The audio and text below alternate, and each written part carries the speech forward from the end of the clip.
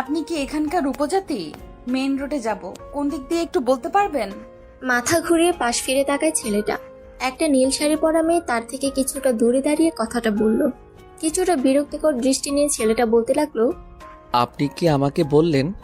জি, এখানে তো আপনি ছাড়া কেউ নেই, তাই আপনাকেই বলবো, স্বাভাবিক। আমাকে দেখে কি উপজাতি মনে হয়? কিছুটা রাগান্বিত হয়ে কথাটা বলল ফারহান। দূরে দাঁড়িয়ে থাকা মেয়েটার মুখে এখন কিছুটা ভয়ের ছাপ। হয়তো ফারহানের রাগী চেহারা দেখে কিছুটা ঘাবড়ে গিয়েছে। ফারহান বসা থেকে উঠে দাঁড়ায়, এবার পাশে থাকা গিটারটা হাতে নেয়। কিছুটা কাছে যায় মেয়েটার। সন্ধ্যা নেমেছে বিধায় দূর থেকে ভালো করে দেখতে পায়নি মেয়েটাকে। 18 কি 19 বছর বয়সী হবে হয়তো। চুলগুলো খোপা করা, খোপার চারপাশে বেলি ফুল লাগানো। নীল শাড়িতে বেশ মানিয়েছে মেয়েটাকে। এভাবে একটা অপরিচিত ছেলেকে নিজের দিকে তাকিয়ে থাকতে দেখে কিছুটা বিব্রত হয় মেয়েটা। না, চুপ করে থাকলে চলবে না, রাজ্যে প্রায় হয়ে এসেছে। সরি, আসলে আপনার পোশাক দেখে এখানকার স্থানীয় ভেবেছিলাম, দূর থেকে ভালো করে চেহারা দেখতে পাইনি। মেয়েটার কণ্ঠে একটা কান্না কান্না ভাব আছে। ফারহান বুঝলো মেয়েটা হয়তো বিপদে পড়েছে, ঘাবড়ে আছে খুব। ফারহান স্বাভাবিকভাবে বলতে লাগলো, আমি এখানকার লোক না, আমরা একটা গ্রুপ, এখানে মাঝে মাঝে ক্যাম্পিং করতে আসি, তাই গ্রুপ ফটো তুলতে স্থানীয়দের মতো সাজ দিয়েছি। মেয়েটা এবার খুব আগ্রহ নিয়ে বলতে লাগলো, আপনি ট্যুরিস্ট, মাঝে মাঝে আসছেন, তার মানে জায়গাটা চিনেন হয়তো। চিনি মোটামুটি। আমাকে একটু সাহায্য করবেন প্লিজ? আমি জঙ্গলে একটা ডাকঘর খুঁজতে গিয়ে রাস্তাটা হারিয়ে ফেলেছি, রাতও হয়ে গিয়েছে, একটু মেন রোড অব্দি পৌঁছে দিবেন? খুব আকতি ভরা কণ্ঠে কথাটা বলল মেয়েটা। অন্য সময় হলে সোজা এড়িয়ে যেত ফারহান। আত্মীয় আর কিছু ফ্রেন্ড বাদে মেয়েদের বরাবরই সে এড়িয়ে যেতে পছন্দ করে।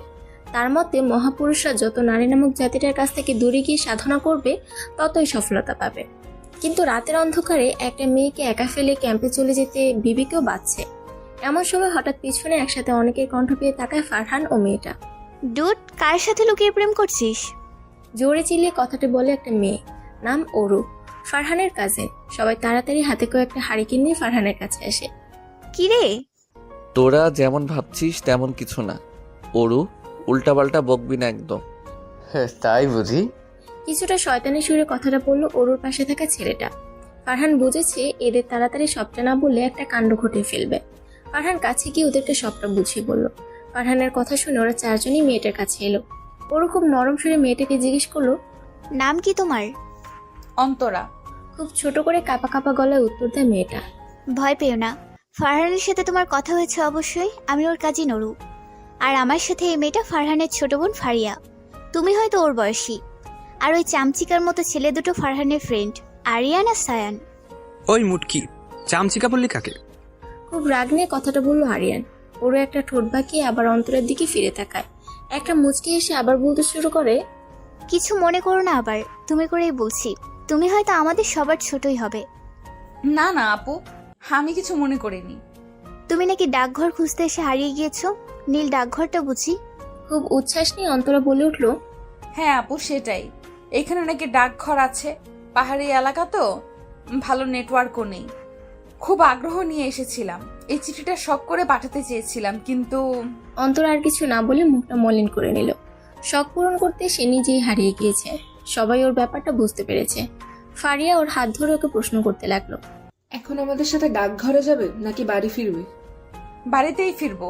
কাল আমার বোনকে নিয়ে আসবো চিঠি ফেলতে, ও এখানে থাকে, সব রাস্তা চিনে। তুমি কি এই প্রথম চট্টগ্রামের পাহাড়ি এলাকায় আসলে? হ্যাঁ আপু, এটাই প্রথম। ফুপির বাড়ি বেড়াতে এসেছি। একবার যখন এসেছই, কাল আমাদের ক্যাম্প ঘুরে যাবে, অনেক উপজাতিদের সাথে দেখা করতে পারবে। আমাদের দেখো, সবাই তাদের মতো সেজেছি। একবার এই জায়গার প্রেমে পড়লে বারবার আসতে ইচ্ছে করবে। আমার মনে হয় এখানে আমরা কেউ গল্প করতে আসিনি, কাজ আছে কাল অনেক। খামাখা অপরিচিত কারোর সাথে কথা বলে সময় নষ্ট করার মানেই হয় না। একটু কর্কশ কণ্ঠে বলে উঠল ফারহান। সবাইকে তো মিশুকি মনে হয়, শুধু এই লোকটাকেই অদ্ভুত মনে হচ্ছে অন্তরার কাছে। ফারিয়া ফারহানের দিকে বিরক্তি নিয়ে তাকিয়ে বলল, ভাইয়া তুই কবে শুধরাবি বলতো? যাই হোক, চলো অন্তরা, সবাই মিলে তোমাকে দিয়ে আসি। আমাদের গাড়ি পাশে দাঁড় করানো আছে। এর মাঝে সায়ান চোখে চশমাটা খুলে হাতে নিয়ে বলে উঠল, সবার যেতে হবে কেন? ক্যাম্পে কাজ আছে অনেক, তোরা ক্যাম্পে যা, আমি দিয়ে আসি। একদম না। সাথে সাথে একশ্বাসে কথাটা বলে উঠল ফারহান। সে জানে সায়ানের সাথে কোনো মেয়ে পাঠানো মানে শিয়ালের কাছে মুরগি পাহারা দেয়। সায়ান তার সবকিছুতে ফারহানের নিষেধাজ্ঞা দেখে কিছু বলতেই যাবে, ওরও পরিস্থিতি সামলে বলে, থাক, কোনো ছেলেকে যেতে হবে না। তোরা তাড়াতাড়ি ক্যাম্পে যা। এখানকার উপজাতিরা সবাই ততটা শিক্ষিত না। ছেলে মেয়ে একসাথে একা দেখলে খারাপ কিছু ভাবতেই পারে। আমি আর ফারিয়া ওকে বাসায় দিয়ে আসছি, তোরা ক্যাম্পে যা। কি বলিস ফারহান? ফারহান সম্মতি জানালো। কেন যেন একটা লিডারশিপ কোয়ালিটি আছে ফারহান ছেলেটার মাঝে, তার কথা বেড়ে গিয়ে কেউ কিছু করতে বা বলতে পারে না। থামান থামান আপু, এই যে আমার ফুপির বাড়ি। অন্তরার কথা শুনে ওরও গাড়িটা থামিয়ে দেয়। অন্তরা গাড়ি থেকে নেমে কৃতজ্ঞতা নিয়ে ওদের দিকে তাকায়। আপু, ভেতরে এসে একটু চা বিস্কিট খেয়ে যান। এখন সময় নেই গো, অন্য একদিন ঠিক আসবো। আজ আমরা আসি। তুমি কাল আসবে কিন্তু দেখা করতে। ডাকঘরে চিঠিও ফেলাতে পারবে। হ্যাঁ আপু, আসবো। ওরও আর ফারিয়া বিদায় নিয়ে চলে গেল। আর অন্তরা নিজের বাড়ির দরজার সামনে দাঁড়িয়ে একটা দীর্ঘশ্বাস ফেলল। সে জানে এখন বাসায় তাকে না পেয়ে মা বাবা পুরো বাড়ি মাথায় নিয়েছে। তাড়াতাড়ি সে বাসায় প্রবেশ করলো। একটা কাঁপুনি দিয়ে উঠলো সারা শরীরে। শীত যে এসে গিয়েছে এটাই হয়তো তার প্রমাণ। উঠে বসে জানালাটা খুললো অন্তরা। কম্বলটা আরেকটু টেনে পা দুটো ঢেকে দিল। বাহিরে আলো ফুটেছে ভালো করে, তবে গাছগাছালিতে ভরপুর থাকায় ততটা আলো গাছের পাতা ভেদ করে আসতে পারছে না। চট্টগ্রামের পাহাড়ি এলাকায় বাড়িগুলো আসলেই খুব সুন্দর। কি রে, কি ভাবছিস? কফি তো ঠান্ডা হয়ে গেল। মামাতো বোন জেরিনের ডাক শুনে ধ্যান ভাঙে অন্তরার। সত্যিই তো, সেই কখন মা কফিটা রেখে গিয়েছে কে জানে। প্রায় ঠান্ডা হয়ে যাচ্ছে। অন্তরা মগটা হাতে নিয়ে একটা চুমুক দেয়। এত মিষ্টি আবহাওয়ায় শীতের সকালে এক কাপ কফি যেন দিনটাকে পুরো রিফ্রেশ করে দেয়। তোরা খুব লাকি। এমন মনে হওয়ার কারণ? এই যে এত সুন্দর গ্রামীণ পরিবেশে থাকতে পারছিস। আমাদের ঢাকা শহরে কি আর এমন পরিবেশ দেখা যায়? উদাস হয়েছিস? থাক, যখনই সময় পাবি বেড়াতে আসবি এখানে। আব্বুর এখানেই এক অফিসে ট্রান্সফার হয়েছে কয়েক মাস আগে। প্রথমে বেশ রাগ করেছিলাম আব্বুর উপরে, এই জঙ্গলে থাকবো কি করে তা ভেবে। তবে এখন আমি নিজেই এই জায়গাটার প্রেমে পড়ে গেছি। শুধু জায়গা নাকি মানুষগুলোরও? তার বলতে এখনকার উপজাতিরা বেশ মিশুক। তাদের সংস্কৃতি আমাদের থেকে অনেকটা ভিন্ন। আমাদের এই পাহাড়ি এলাকায় ত্রিপুরা জনগোষ্ঠী বেশি, তাদের পোশাকও বেশ ভিন্ন।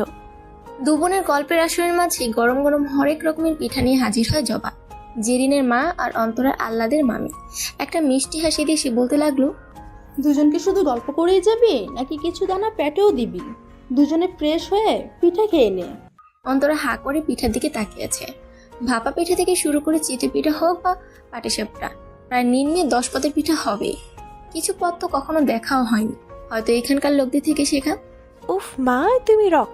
পিঠা খেতে খেতে বলতে লাগলো জেরিন। জবা অন্তরার পাশে বসে ওর মাথায় হাত বুলিয়ে বলতে থাকে, খাওয়া দাওয়া শেষ করে জেরিনকে নিয়ে ঘুরতে বের হবি। একা একা গতকালের মতো গিয়ে হারিয়ে যাবি না কিন্তু। তোর কোন ফ্রেন্ডকে না চিঠি দিবি বলেছিলি না? চিঠিটাও ডাকঘরে ফেলে আসিস। অন্তরা ভাপা পিঠা খেতে খেতে বলতে থাকে, আচ্ছা মামি, এখানে আশেপাশে কোথাও কি ক্যাম্পিং হচ্ছে? হ্যাঁ, কেন? তাদের কয়েকজনকে আমি চিনি। কিসের ক্যাম্পিং হয় এখানে? কিছু ছেলেমেয়েরা প্রায়ই এখানে ক্যাম্পিং করতে আসে। ছোটখাটো অনুষ্ঠানও করে, ঘুরে বেড়ায়, আনন্দ করে, আর সাথে কিছু ত্রাণ সামগ্রীও নিয়ে আসে। কোনো বেসরকারি এনজিওর সাথে হাত আছে হয়তো। পরে সারা পাহাড় ঘুরে ঘুরে উপজাতি আর কিছু পরিবারদের সাহায্য করে। বাহ, ভালোই তো। জেরিনের দিকে ফিরে অন্তরা আবার বলতে থাকে, আমাকে আজ সেখানে নিয়ে চল তো। চিঠি ফেলা হলে ঘুরেও দেখবো জায়গাটা। জেরিন আয়নার সামনে দাঁড়িয়ে চুল বাঁধতে বাঁধতে বলে, চল নিয়ে যাই, রেডি হ। অনেক বড় বড় পাহাড়ের উপরেও উঠবো কিন্তু। তারপর জবার দিকে তাকিয়ে বলতে থাকে, মা, আজকে সারাদিনেই কিন্তু ফিরবো না। ছবিও তুলতে হবে। কিছু খাবার পানি একটু প্যাকিং করে দাও তো। খোলা চোখ খানা করো বন্ধ, বাতাসের ঠান্ডা গন্ধ বয়ে বেড়ায় ঘরের বাহিরে। আশা ছোট্ট একটা গান করি, যাতে ঘুম পাড়ানি মাসি এসে পাশে বসে হাতখানা দেবে কপাল ভরে। ভয় নেই, আছি আমি পাশে, হাতখানা ধরে আছি হেসে, কোলেতে আমার মাথা তোমার। ও ভাইয়া, পুরো ফাটিয়ে দিয়েছিস। সবার মাঝে চিল্লিয়ে কথাটি বলে উঠল ফারিয়া। ফারহান গিটারটা পাশে রেখে মুচকি এসে বোনের দিকে তাকায়। ক্যাম্পের সবাই বেশ জোর করছিল ফারহানকে গিটারে সুর তুলতে। খুব ভালো গাইতে পারে ছেলেটা। আশেপাশের বাচ্চারা সবাই থেকে চকলেট আঙ্কেল বলে ডাকে। ফারহান যখনই আসে বাচ্চাদের সবার জন্য কিটক্যাট, ক্যাডবেরি, নানান চকলেট নিয়ে আসে। আরিয়ান ফারহানের কাছে হাত রেখে ওকে বলতে থাকে, তোরই কপাল, বাচ্চাদের কাছে তুই চকলেট আঙ্কেল। আর রাস্তাঘাটের সুন্দরী মেয়েদের কাছে চকলেট বয়। কেউ কেউ তো বিনা কারণেই তোর ব্রাইডাল গ্রাউন্ডের শোরুম থেকে ড্রেস নিয়ে যায় তোকে দেখতে। আর আমাকে দেখ। ফারহান এবার আরিয়ানের কানটা জোরে টেনে বলতে থাকে, খাবারের পার্সেলগুলো যে সবাইকে দিতে বলেছিলাম তা না করে এখনো মেয়ে পটানোর চিন্তায় বসে আছিস। আর তুই কি কম হ্যান্ডসাম নাকি? এখন সিঙ্গেল মেয়েরা কি সুস্থ হওয়ার পরও তোর মতো সার্জনের কাছে এসে খামাখা নিজের সার্জারি করাবে? আরিয়ান করে উঠলো ব্যথায়। বেশ জোরে কানটা ধরেছে ফারহান। আরিয়ান কিছুটা দূরে গিয়ে একটা গাছের নিচে বসে বলতে লাগলো, এত ফেমাস সার্জন হয়েও একটা মেয়ে পড়তে পারলাম না। পটানোর স্কিল আমার এত বাজে। তা তোর জীবনে কবে যে কোনো নারী আসবে সেটাও ভেবে দেখ। ফারহান নিজের শার্টের হাতা ভাঁজ করতে করতে বলে, ফারহান আহমেদের মনে জায়গা করতে পারবে এমন মেয়ে এখনো হয়তো সৃষ্টিকর্তা বানায় নাই। তাছাড়া মহাপুরুষ হতে গেলে নারীদের থেকে দূরে থাকাটাই শ্রেয় মনে করি। তোর এই ধারণাটা হয়তো খুব শীঘ্রই বদলাতে পারে ফারহান। পরিচিত কণ্ঠ পেয়ে দুজনেই পাশ ফিরে তাকাতে দেখে ওরও একটা চায়ের ফ্লাক্স আর দুটো অন টাইম প্লাস্টিকের কাপ নিয়ে এসেছে। মুচকি এসে দুই পিচ্চি কালের ফ্রেন্ডকে চা দিতে দিতে সে বলতে লাগলো, তুই হয়তো ভুলে যাচ্ছিস ফারহান, প্রত্যেক সফল পুরুষের পেছনে কিন্তু একজন নারীরই হাত থাকে। যেদিন প্রেমে পড়বি সেদিন বুঝবি মেয়ে মানুষ কেমন। সবকিছু যেমন নতুন করে সৃষ্টি করে সাজিয়ে দিতে পারে, তেমনি ধ্বংসও করে দিতে পারে। ধ্বংস কতটুকু করতে পারে জানি না, তবে আমার অগুচ্ছালো প্যারাময় লাইফটাকে গুছাতে একজন নারী প্রয়োজন, খুবই প্রয়োজন। কথাটা বলেই উঠে গিয়ে আরেকটু হাঁটতে থাকে আরিয়ান। লক্ষ্য ক্যাম্পে ফেরা। মাঝপথে একটা বড় গাছের নিচে দাঁড়িয়ে চায়ের কাপে চুমুক দিতে থাকে আরিয়ান। কেমন যেন হঠাৎই একটা রোমান্টিক সাহিত্যভাবে ডুবে যায় ছেলেটা। ফারহান ওর কাণ্ড কারখানা দেখে মজা করে ওকে বলে, যা দিলাম দোয়া করে, এখনই তোর উপর আল্লাহ তোর প্রিয়তমাকে টুপ করে ফেলে দিক। বলতে দেরি হঠাৎ করে গাছ থেকে টুপ করে আরিয়ানের গায়ে কি যেন পড়তে দেরি হয় না। আরিয়ান বেচারার সাথে সাথে দাঁড়ানো থেকে শুয়ে পড়েছে, প্রায় চ্যাপ্টা হয়ে যাওয়ার উপক্রম। বেচারা একটা চিৎকার দিয়ে বলতে লাগলো, ও মা গো, বাবা গো, বাঁচাও, আমার উপর আকাশ থেকে হাতি পড়ছে। ও আল্লাহ, আমি শেষ। এই আমাকে কোন দিক দিয়ে আপনার হাতি মনে হয়? হ্যাঁ, একটা মিষ্টি কণ্ঠ পেয়ে চোখ দুটো খুলে তাকায় আরিয়ান। একটা ফুল হাতার লং টপস পরা মেয়ে তার উপর পড়েছে, চুলগুলো খোপা করা, তবুও কিছু অবাধ্য চুলগুলো সামনে এসে মুখটা ঢেকে দিচ্ছে। মেয়েটা এক হাতের আঙুল দিয়ে চুলগুলো কানের পিছে গুজে নিল। আরিয়ানের যেন বলতে ইচ্ছে করছে, থাক না, সরাতে হবে না ওগুলো। তবে মুখের জড়তার কারণে ঠোঁট দুটো যেন তার বিরুদ্ধে কি চুপ করে আছে। এই যে মিস্টার, কি ভাবছেন? ছাড়েন আমাকে। এবার আরিয়ানের খেয়াল হলো সে এক হাত দিয়ে মেয়েটাকে আটকে রেখেছে। সাথে সাথে ছেড়ে হাত দুটো কানের কাছে নিয়ে যায়। জেরিনও গায়ের উপর থেকে সরে উঠে দাঁড়ায়। ওরও তাড়াতাড়ি এসে আরিয়ানকে উঠতে হেল্প করে। দোস্ত, তোর কোমর ঠিক আছে? সার্জন নিজেই কোমর ভাঙা হলে অপারেশন করে রোগী সুস্থ করবে কি করে? আরিয়ান কোমরে হাত দিয়ে কিছুটা বিরক্তি নিয়ে তাকায় ওরুর দিকে। ওরু মুখে হাত দিয়ে হাসি আটকানোর চেষ্টা করছে। ফারহান এবার কাছে এসে জেরিনের দিকে তাকিয়ে বলে, তুমি রিয়াদ আঙ্কেলের মেয়ে না, যে কয়েক মাস আগে এখানে বদলি হয়ে এসেছে? জেরিন এতক্ষণ ফারহানকে খেয়াল করেনি, তবে এখন দেখে চিনতে পেরেছে। ফারহানের সাথে তার বাবার ভালো সম্পর্ক, প্রায়ই দেখা করতে যায় তার বাবার সাথে। জি ভাইয়া। তুমি আকাশ থেকে পড়লে কি করে? আকাশ থেকে না, গাছ থেকে। ওই মাথা মোটা বড়ই খেতে মন চেয়েছিল, তাই উঠে পারছিলাম, কিন্তু পায়ে কাটা ফুটতেই পড়ে গেছি। ভাগ্য ভালো নিজে পড়িনি। ফারহান পাশে তাকিয়ে দেখে কাছে একটা বড় চেরি ব্লসম গাছের নিচে দাঁড়িয়ে আছে এক মেয়ে। চেরি গাছের গোলাপি পাপড়িগুলো সমান ছন্দে জড়ে পড়ছে মেয়েটার উপর। এই পুরো পাহাড়ি এলাকায় শুধু এখানেই এই একটা ব্যতিক্রম গাছ আছে। ক্যামেরা দিয়ে পাখির ছবি তুলছে মেয়েটা, চুলগুলো ছাড়া, একটা লং স্কার্ট আর ফুল হাতা শার্ট পরা, গলায় মাফলার পেঁচানো। দেখে তো এখানকার মনে হচ্ছে না, দূর থেকে চেহারা অস্পষ্ট। তুমি তো ঠিক আছো, কিন্তু আমার কোমর যে শেষ। আরিয়ানের কথায় সবাই আবার তার দিকে দৃষ্টি নিক্ষেপ করে। সরি ভাইয়া, আপনি যে নিচে ছিলেন একদম খেয়াল করিনি। অনেকটা অনুতপ্তের সুরে কথাটি বলে জেরিন। আরিয়ান সাথে সাথেই বলে ওঠে, কোমর ভেঙেও এতটা ব্যথা পাইনি যতটা ভাইয়া ডাকাতে ব্যথা পেয়েছি। আরো কিছু বলতে যাবে, ফারহানের চোখের দিকে তাকিয়ে বলতেও পারে না। এমন সময় অন্তরা ওদের দেখে হাত নাড়াতে থাকে। ওরও অন্তরাকে দেখে চিনে নেয়। আরে ও তো কালকের মেয়েটা, ওই যে নীল শাড়ি পরা ছিল, বেশ মিষ্টি তাই না রে? কথাটা ওরও ফারহানের হাতে একটা ধাক্কা দিয়ে বলল। ফারহান ভ্রুকুচকে অন্তরের দিকে তাকিয়ে ওরকে বলল, তা তুই আমাকে কেন বলছিস? আমি কি করব? না মানে, যাই হোক, তোর সাথেই তো আগে পরিচয়। দিন গড়িয়ে এখন বিকেল, সূর্যটা পশ্চিম আকাশে হেলে পড়েছে প্রায়। আজ সারাটা দিন অন্তরা ক্যাম্পের সবার সাথে নানান জায়গায় ঘুরে বেরিয়ে নিজ বাচ্চাদের সাথে খেলাধুলা করেছে খুব। ফারহান প্রথমে ওদের সাথে নিতে না চাইলেও ওরুর জোরাজোরিতে রাজি হয়েছিল, তবে মেয়েটা কাজের বই কি। অন্তরা, তুমিও এই ড্রেসটা ট্রাই করো না। অরুর ডাকে বাচ্চাদের ছেড়ে তার দিকে তাকায় অন্তরা। আজ আবার এখানে অনেকেই ত্রিপুরা উপজাতিদের পোশাক পরেছে। মেয়েদের একটা স্কার্ট জাতীয় কিছু একটা নিচে পরতে হয়, উপরে একটা ফতোয়ার মতো পোশাক, গলায় আর মাথায় আবার তাদের মতো সাজিয়ে অলংকার দেওয়া। এখানকার উপজাতিরাই নিজ হাতে সাজিয়ে দিয়েছে জেরিন, ফারিয়া আর ওরুকে। ওরু চায় অন্তরাও সাজুক। অন্তরা কিছুক্ষণ পোশাকগুলোর দিকে তাকিয়ে থেকে ওরুকে বলে, পরবো, কিন্তু এত ভারী গহনা আর এত ভারী কাপড় পরে হাঁটতে পারবো তো? আরে আলবাত পড়বে। পরে যাই যদি? সিনেমার মতো কোনো নায়ক এসে ধরে ফেলবে। এবার চটজলদি কাপড়গুলো পরে এসো। আর ওই যে আপুটাকে দেখছো, সে আলতা দিয়ে, কাজল দিয়ে আরো কি কি আছে তার কাছে, ওগুলো দিয়ে সাজিয়ে দেবে। এনাদের ট্রেডিশনাল সাজ আমার কাছে খুব ভালো লাগে। অন্তরার কথা বাড়ালো না, একটা ক্যাম্পে ঢুকে কাপড় পরতে লাগলো। কি ওজন রে বাবা! নিজে নিজে বলতে লাগলো সে। হঠাৎ মনে হলো কেউ দেখছে। ক্যাম্পের পিছে কারো ছায়া। কে এখানে? কিছুটা জোরে কথাটা বলে উঠলো সে, তবে নিমিষেই ছায়াটা উধাও। অন্তরা তাড়াতাড়ি ক্যাম্প থেকে বেরিয়ে এলো। কাউকে না পেয়ে ভাবলো হয়তো মনের ভুল। তবে কাছেই আরেক ক্যাম্পের পাশে বসে ফারহান কিছু করছে। অন্তরা ভাবলো তাকে জিজ্ঞেস করবে কিনা এখানে কারো আসার কথা। পরে নিজে নিজেই বলল, থাক মাবুদ, কিছু বলতে গেলে না জানি পরে রাগ হয়ে যায়। লোকটা যে খারাপ তাও না, তবে কিছুটা অ্যাটিটিউড নিয়ে চলে। সবার সাথে থাকলেও একা একা হঠাৎ দূরে গিয়ে রং তুলি দিয়ে স্কেচ বুকে কিছু আঁকতে থাকে। দেখার ইচ্ছে থাকলেও আমার বলার সাহস নেই, যদি বকা দেয়। এসব ভেবে অন্তরা আবার ওরুদের কাছে যায়। সাজগোজ করাটা যে এখনো বাকি। শীতকাল মানে বিকেল হতে না হতেই সন্ধ্যা নেমে যাওয়া। জেরিন সাথে থাকায় অন্তরা ঠিক করেছে আরো কিছু সময় পর বাড়ি ফিরবে। অবশ্য জেরিন সাথে থেকেও সাথে কোথায়, আরিয়ানের সাথে একটু বেশি ঘনিষ্ঠ লাগছে মেয়েটাকে। একা একা আলাদা ফুচুর ফুচুর, ডালমে কুচ কালা হে। তবে আরিয়ান ছেলেটাকে খারাপ মনে হয়নি একবারও তার। তারপরে বেশ আগ্রহ নিয়ে হাসতে হাসতে আরিয়ানকে জিজ্ঞেস করলো জেরিন। আরিয়ানও তার মিথ্যে প্রথম প্রেমের গল্প বলতে লাগলো। তারপর আর কি, আমার তৎকালীন প্রিয়তমার রাগ ভাঙাতে লম্বা একটা মেসেজ সেন্ড করি, কিন্তু উল্টা সে আমায় ব্লক করে দিল। কি লিখেছিলেন? লিখেছিলাম, প্রতি রাতে আগে ভাগে ঘুমানোর কথা বলে তোমায় ঘুম পাড়িয়ে সারা রাত জেগেছি। প্রথমের সাথে কথা বলেছি, চ্যাটিং করেছি, তবু তোমাকে ডিস্টার্ব করিনি। কেন জানো?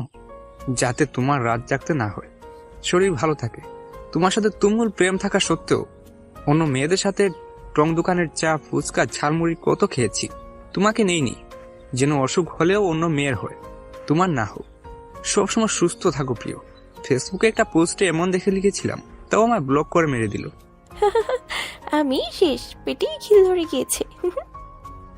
ঘন কুয়াশাচ্ছন্ন পরিবেশে সবাই এখন আড্ডা দিতে ব্যস্ত। একটা বড় পাহাড়ের পাশে একটা খোলা মাঠ, ঠিক মাঝ বরাবর কিছু কাঠ জড়ো করে আগুন লাগিয়ে দেওয়া হয়েছে। তার আলোয় ছড়িয়ে পড়েছে চারপাশে। চারদিকে গোল হয়ে বসেছে সবাই। কিছুক্ষণ গল্প করেই ক্যাম্পে ফেরা হবে। ওরও এসে সবাইকে ঘুরে ঘুরে চা দিচ্ছে। মেয়েটা সত্যিই খুব ভালো, সবার খেয়াল রাখবে। যাদের কফি পছন্দ তারাও এখন এক কাপ গরম চায় স্বাদ নিচ্ছে। শুধু অন্তরা ছাড়া, সে শুধু কফি নেশায় আসক্ত। ফারহান, একটা গান শোনাতো। এভাবে সবাই আবার কবে আড্ডা দিতে পারবো কে জানে। আরিয়ানের কথায় ফারহান তার চোখটা সরে গিটারটা হাতে নেয়।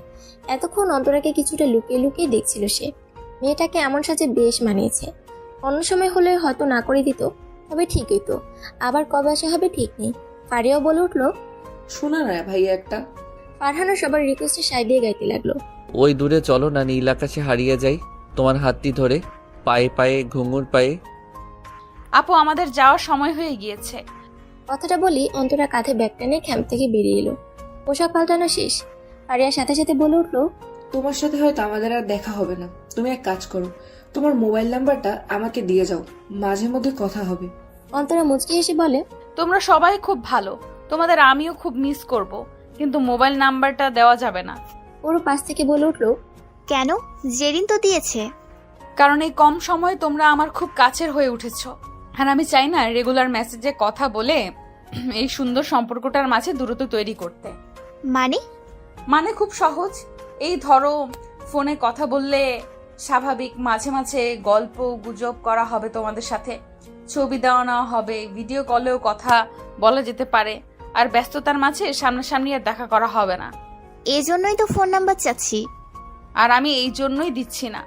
তার থেকে ভালো আমরা চিঠিতে কথা বলবো। এক একটা চিঠির জন্য অনেক সময় অপেক্ষা করব, খুব আবেগ নিয়ে লিখতে পারবো, আর সময় হলে ব্যস্ততার মাঝেও দেখা করব। বাহ, কি চিন্তা তোমার। বাকিরাও পাশে দাঁড়িয়ে ওদের কথা শুনছে। ফারহান একবার ওদের দিকে তাকিয়ে আবার নিজের কাজে মনোযোগ দিল। একটু পর অন্তরা আর জেরিন এক এক করে সবার থেকে বিদায় নিল। অন্তরা কালই শহরে ফিরবে। শেষে অন্তরা ফারহানের কাছেও আসে, তবে কি বলে কথা শুরু করবে বুঝতে পারছে না। যদি আবার রেগে যায়, কেন জানি লোকটাকে একটু একটু ভয় হয় ওর। কিছু বলবে? খুব ঠান্ডা গলায় কথাটা বলল ফারহান। এক হাত দিয়ে ফোন টিপছে, আর এক হাত দিয়ে সামনের সিল্কি চুলগুলো ঠিক করছে। দৃষ্টি এখনো ফোনের ডিসপ্লের দিকে। অন্তরা কিছুটা কাঁপা কাঁপা কণ্ঠেই বলল, ধন্যবাদ। ফারহান তার দৃষ্টি এবার ফোন থেকে সরিয়ে অন্তরার দিকে নিল। এই চোখ যেন যে কাউকে বশে আনতে পারে। অন্তরার সারা শরীর শীতের ছোঁয়ায় কিছুটা কেঁপে উঠল। না, এই চোখে বেশিক্ষণ চোখ রাখা তার পক্ষে সম্ভব না। অন্তরা অন্যদিকে দৃষ্টি সরিয়ে নিল। মেয়েটার অদ্ভুত আচরণ কেন জানি খুব ভালো লাগছে ফারহানের। নিজের ঠোঁটের রেখাটা কিছুটা প্রশস্ত করে সে প্রশ্ন করে, কেন? আপনার কারণেই যে সবার সাথে পরিচয় হলো তাই। আর তাছাড়া এই ক্যাম্পেইনের শুরুটাও নাকি আপনার করা। খুব সহজ ভাষায় উত্তর দিল অন্তরা, আর এক মুহূর্ত দেরি না করে চলে আসলো সেখান থেকে। ফারহান একটা শীতল দৃষ্টিতে তাকিয়ে রইল তার দিকে।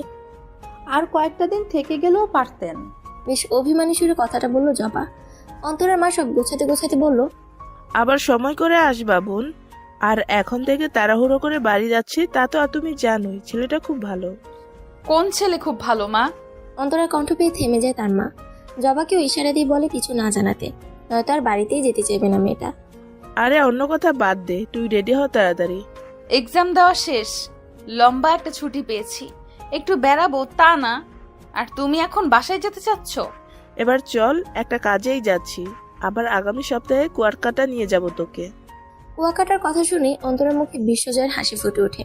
খুব আগ্রহ নিয়ে জিজ্ঞেস করে, সত্যি মা, নানু বাড়ি যাবো আমরা? মা তার মাথা নাড়িয়ে মেয়েকে জবাব দেয় তারা যাবে। অন্তরার এখন আর বাড়ি ফিরতে সমস্যা নেই। তারা রওনা দেয় বাড়ির উদ্দেশ্যে। সময়টা এখন মধ্যরাত। বেলকনিতে একটা ছোট্ট ড্রিম লাইট জ্বালানো। একটা চেয়ারে বসে কফির কাপে চুমুক দিচ্ছে আর রাতের নীরব পরিবেশটা উপভোগ করছে অন্তরা। আশেপাশে সবগুলো ফ্ল্যাট একদম অন্ধকার। মনে হচ্ছে পুরো নিস্তব্ধ শহরে সে একাই জেগে আছে। এই একটা ছোটবেলার সমস্যা তার, রাতে ঘুম ভাঙলে আর ঘুমই আসে না। তাছাড়া ইদানিং হঠাৎ হঠাৎ বেশ মাথা ব্যথা করে তার। ওষুধ খেলেও সারার নাম নেই। জেরিনকে গল্প করার জন্য সাথে নিয়ে এসেছে, কিন্তু সে এখন পুরো ঘুম। পরশু ভার্সিটির নবীনবরণের অনুষ্ঠানে কি পড়ে যাবে তা নিয়ে তার কত চিন্তা। অথচ ভার্সিটির ছাত্রী হলো অন্তরা। কথায় আছে না, যার বিয়ে তার খবর নেই, পাড়াপড়শির ঘুম নেই। সকাল সকাল উঠে জেরিন রেডি হচ্ছে। মেয়েটা সাজতে যে কত ভালোবাসে বলার বাহিরে। শাড়ি চুড়ি পরে এমন সাজ দিয়েছে যেন ডেটে যাচ্ছে। অন্তরা বসে বসে চানাচুর খাচ্ছে আর ওর তামাশা দেখছে। আচ্ছা, তোর তো ড্রেসের অভাব নেই, আজ শপিং করতে না গেলে হয় না? অন্তরের কথা শুনে রাগে চোখে তার দিকে তাকায় জেরিন। দেখ, তোদের ভার্সিটির পাশেই একটা শোরুম খুলেছে নানান গাউনের, খুব সুন্দর। তার জন্যই মূলত এসেছি। মানে তোদের অনুষ্ঠান দেখার ইচ্ছেও আমার ছিল, কিন্তু ওই শোরুমের ড্রেসের পেজ আমি ফেসবুকে দেখেছি, খুব সুন্দর। তুই কি এখন ব্রাইডাল গাউন কিনবি? আরে না, নর্মাল কয়েকটা গাউন কিনবো, তোকেও গিফট করবো একটা। টাকা পাবে কোথায়? It's secret. অন্তরার কথা বাড়ালো না। টু পিসের সাথে ম্যাচিং ওড়না মাথা সহ গলায় পেঁচিয়ে কাঁধে ব্যাগটা ঝুলিয়ে নিল। জেরিনও রেডি। বাসা থেকে বেরিয়ে একটা রিক্সায় করে রওনা দেয় গন্তব্যস্থলে। কিছুক্ষণ পর একটা শোরুমের সামনে এসে থামে রিক্সাটা। অন্তরা হাঁ করে তাকিয়ে আছে শোরুমটার গ্লাসের দিকে। বাহির থেকে কত সুন্দর সুন্দর ড্রেস দেখা যাচ্ছে। ভিতরে গিয়ে জেরিন এটা ওটা দেখা শুরু করেছে। সেখানকার ওয়ার্কাররা এসেও এটা ওটা সাজেস্ট করছে ওদের। পরে দেখতে বলছে তারা। জেরিন একটার পর একটা পার্টি গাউনগুলো ট্রাই করছে। অন্তরা নিজের মতো ঘুরে ঘুরে পুরো হলরুমের সব ড্রেসগুলো দেখছে। হঠাৎ একটা ড্রেসে চোখ আটকে যায় অন্তরার। একটা হালকা পিঙ্ক কালারের গাউন সাজিয়ে রাখা হয়েছে একটা কোণা। চারপাশে লাল সাদা গোলাপ দিয়ে জায়গাটা সাজানো। বড় করে একটা নকল চেরি ব্লসমের গাছ দিয়ে পিছনটা সাজানো। ইস, ড্রেসটা পরে এই ব্যাকগ্রাউন্ডে কয়েকটা ছবি তুলতে পারলে ভালো হতো। ম্যাম, আপনি কি এই ড্রেসটা ট্রাই করতে চান? একজন কর্মচারীর কণ্ঠে পিছন ফিরে তাকায় অন্তরা। সাথে সাথে বলে, না, দেখে তো খুব এক্সপেন্সিভ মনে হচ্ছে, আমি এত টাকা দিয়ে এটা কিনতে পারবো না। সমস্যা নেই ম্যাম, এই ড্রেসটা আমাদের এই শোরুমে ওনারের নিজের ডিজাইন করা। এটা স্যারের নিজের ডিজাইন করা প্রথম কোনো ব্রাইডাল ড্রেস। সেই উপলক্ষে এটাকে 1 মাসের জন্য কিছুটা ডিসকাউন্টে বিক্রি করা হবে। কিন্তু আমি আসলে আমার বোনের জন্য ড্রেস কিনতে এসেছি, আমার কেনার ইচ্ছে নেই। তাছাড়া আমরা কিনলেও এতটা গর্জিয়াস কিনবো না। তাতে কি ম্যাম, আপনারা আমাদের ক্লায়েন্ট, আপনারা চাইলে পরন্ত পরে দেখতে পারেন। অন্তরা কিছুক্ষণ চুপ করে ড্রেসটার দিকে তাকিয়ে থাকলো। তারপর ভাবলো একটু পরে দেখতে আর কি সমস্যা। ড্রেসটা নিয়ে চেঞ্জিং রুমে গিয়ে পরিধান করে আসলো। বাহিরে বের হয়ে লুকিং গ্লাসের দিকে তাকিয়ে একটা হাসি মাখামাখি কয়েকটা ছবি তুলে নিল। ইফ ইউ ডোন্ট মাইন্ড, আমরা কি ওই ফুলগুলোর ওখানে গিয়ে কয়েকটা ছবি তুলতে পারি? Sure ma'am. অন্তরা তাড়াতাড়ি সেখানে গিয়ে বসে পড়ে। দেখতে কোনো পরীর থেকে কম লাগছে না। এই টাইপের কিছু ড্রেস পরলে সব মেয়েকেই অনেকটা সুন্দর লাগে। হাউ ডিয়ার ইউ গাইস, আমার অনুমতি ছাড়া ড্রেসটা শোরুমে সেল করতে কে পাঠিয়েছে? অনেকটা কর্কশ কণ্ঠে কথাটা বলল ফারহান। রুমের বাকি সবাই ভয়ে চুপচাপ দাঁড়িয়ে কাঁপাকাঁপি শুরু করে দিয়েছে। একজন আরেকজনের চোখের দিকে তাকাচ্ছে শুধু। সবাইকে চুপ করে থাকতে দেখে ফারহানের মেজাজ আরো বিগড়ে যায়। দুজন মেয়ে কর্মচারীকে সাথে আসতে বলে তাড়াতাড়ি নিচতলায় নামতে থাকে ফারহান, আর রাগী গলে বলে ওঠে, তোমরা জানো আমি ড্রেসটা নিজে কতটা ইফোর্ট দিয়ে এমন স্পেশাল ডিজাইনে বানিয়েছি। একজন নামকরা বিজনেসম্যানের মেয়ের বিয়ের জন্য তিনি অর্ডার করেছিলেন। এখন অবধি ড্রেসটার কোনো কপিও বানানো হয়নি। আমাদের রেগুলার ক্লায়েন্ট উনি। এখন ড্রেসটা ওনার কাছে পাঠানোর আগেই অন্য কোনো ডিজাইনার যদি নকল করে বাজারে সেল করে ফেলে, এটা তিনি ইউনিক কোনো ড্রেস না পেলে আমাদের পথে বসাবে। Do you get it idiot? ভয় ভয়ে একজন মেয়ে কর্মচারী বলে উঠল, আজ সকালে গাউনটাকে নিচতলায় সেল করার জন্য নেওয়া হয়েছে। এখন অবধি তেমন কেউ দেখেওনি, শুধু কি? একটা মেয়ে ড্রেসটা ট্রাই করে দেখেছে। এখন ফারহান আর কিছু না বলে দ্রুত নিচতলায় স্পেশাল গাউনের কর্নারে চলে গেল। তবে রুমের দরজার গ্লাসটা খুলতে গিয়ে হঠাৎ থেমে যায় সে। একটা পরী যেন চেরি ব্লসমের পাতাগুলোর মাঝে বসে আছে, এদিক ওদিক চোখ বুলিয়ে দেখছে। এক মুহূর্ত দেরি হয় না তার অন্তরাকে চিনতে। কিছু সময় এভাবেই দাঁড়িয়ে তাকিয়ে থাকে ফারহান। সময়টা যেন থমকে গিয়েছে। স্যার কিছু বলছেন না যে আমরা ওনাকে গিয়ে ড্রেসটা খুলতে বলবো? একজন মেয়ে কর্মচারীর আওয়াজে চোখ সরায় ফারহান। কিছু সময় ভেবে বলে, থাক, বলতে হবে না। একটু পর তাদের কেনাকাটা হলে ড্রেসটা আবার আমার কেবিনে দিয়ে আসবে। তবে স্যার যদি ওই ম্যাম ড্রেসটা চুজ করে ফেলে? করবে বলে মনে হয় না, কারণ ওইটা ওয়েডিং ড্রেস। এখন তোমরা তোমাদের কাজে যাও। সবাই ওর কথা মতো চলে গেল। ফারহান কিছু একটা ভেবে ফোনটা বের করে অন্তরা একটা ছবি তুলে নেয়। তারপর ও দেখার আগে সেখান থেকে চলে যায়। আজ অনেক কেনাকাটা হলো বল। খুব আনন্দ নিয়ে কথাটা বলে জেরিন। অন্তরা কিছু না বলে হেঁটে যাচ্ছে।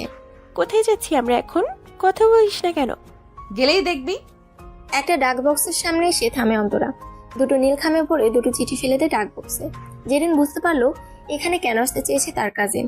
কিছুটা প্রশ্নসূচক দৃষ্টিতে তাকাতে অন্তরা বলে ওঠে, ওরু আপুদের বাড়ি নাকি সিলেটে। একটা চিঠি তার জন্য দিলাম, আর একটা ফারিয়ার জন্য। জানিস ফারিয়া বলেছিল ওরাও ঢাকাতেই থাকে, ঠিকানা দিয়েছিল, সেখানেই পাঠালাম চিঠিটা। ও, গিয়ে দেখা করবে একদিন? আমি তো উল্টোটা ভাবছি, ওকে ইনভাইট করলাম, বলেছি আন্টিকে নিয়ে বেড়াতে আসতে। তার ভাইকে মিস করিসনি? অন্তরা একটু চুপ করে থাকে, বলল, না, ছেলে মানুষ এসে কি করবে, এখন চল তো।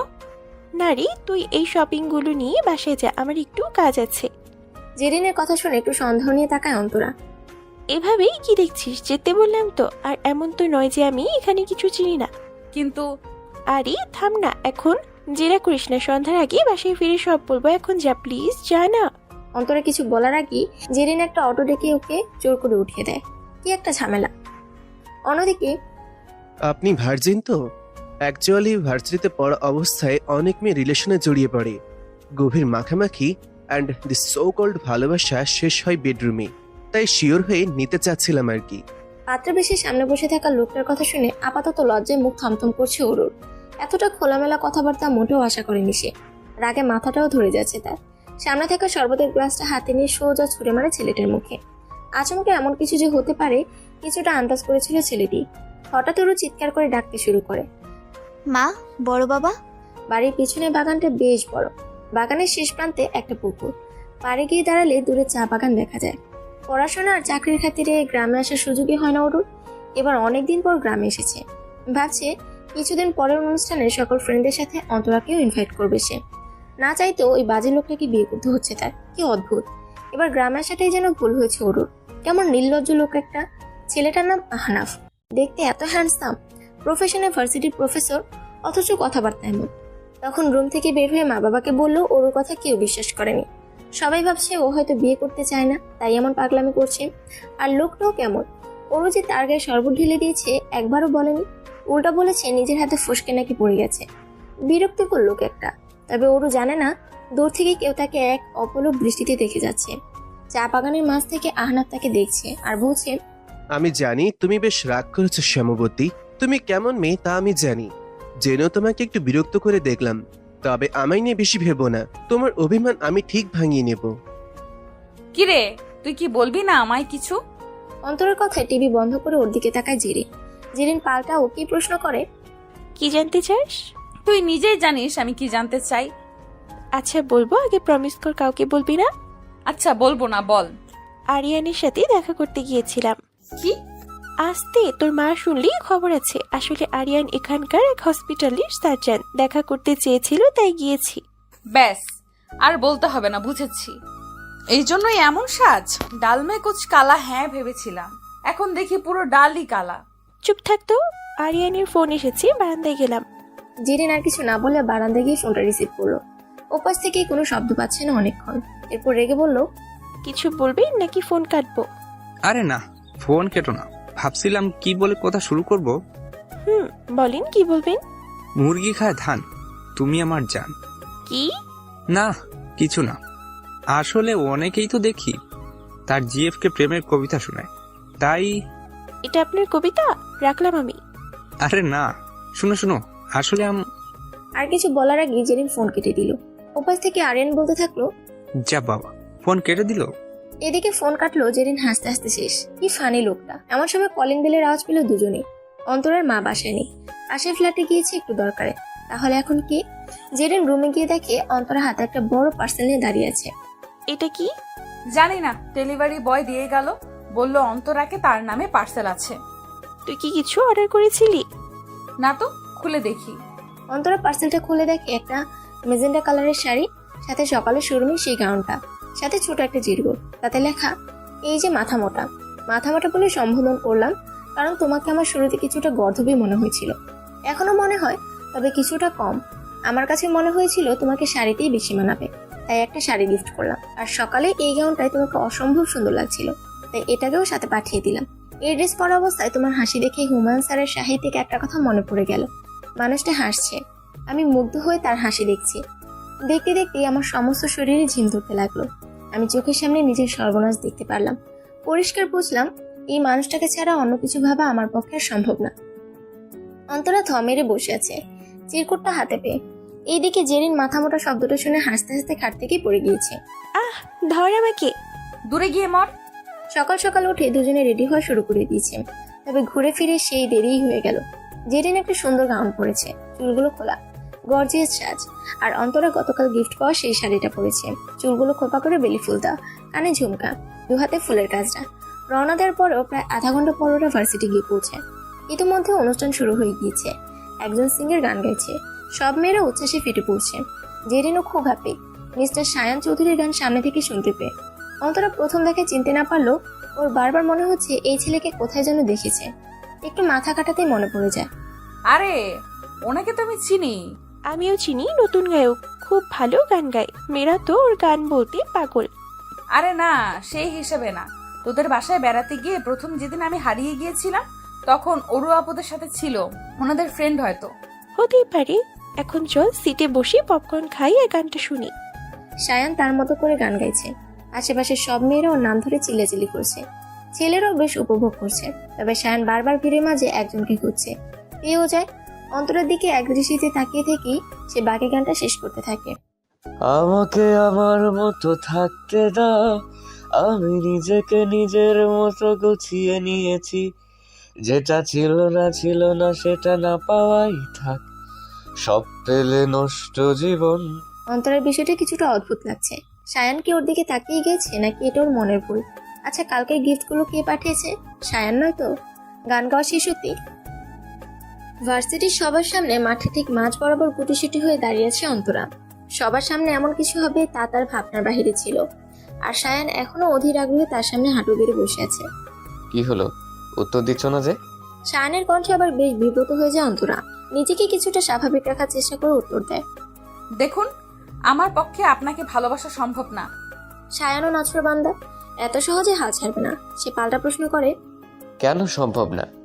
আমি তো তোমাকে প্রেম করে টাইম পাস করার অফার দিচ্ছি না, সোজা বিয়ের কথা বলছি। তবে সম্ভব নয় কেন? সায়ানের প্রশ্নের কোনো সঠিক উত্তর যেন অন্তরের কাছে নেই। ঠিকই তো, ওর মতো ছেলেকে না করা কোনো সুস্থ স্বাভাবিক মেয়ের পক্ষে সম্ভব না।